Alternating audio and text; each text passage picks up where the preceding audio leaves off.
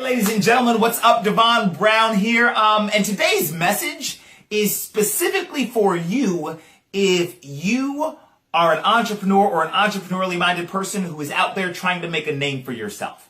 I want you to remember, as you are growing yourself and growing your brand and putting yourself out there more and more, I want you to remember this. Often, the loudest voices in what you're doing are going to be the angriest people. But even though the angriest people are the loudest voices, that does not make them a majority. They're actually a very, very, very, very vocal minority.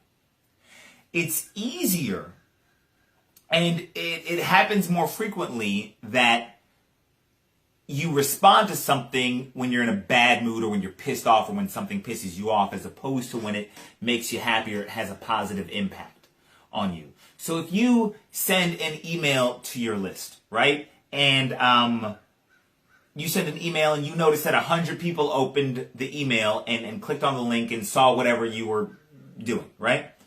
And you get one message back that is a message that is negative.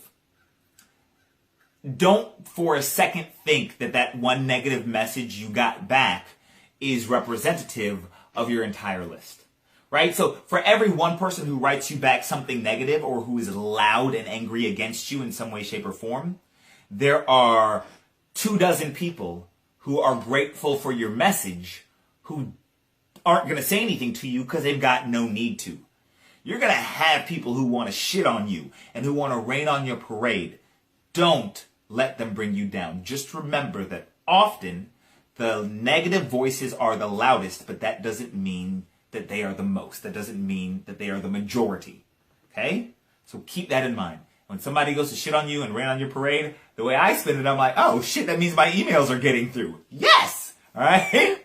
So, that's all I got. I hope that was at least a little bit helpful, and I hope that somebody out there who's putting themselves out there and putting their name and their face out there as an entrepreneur needed to hear this message today.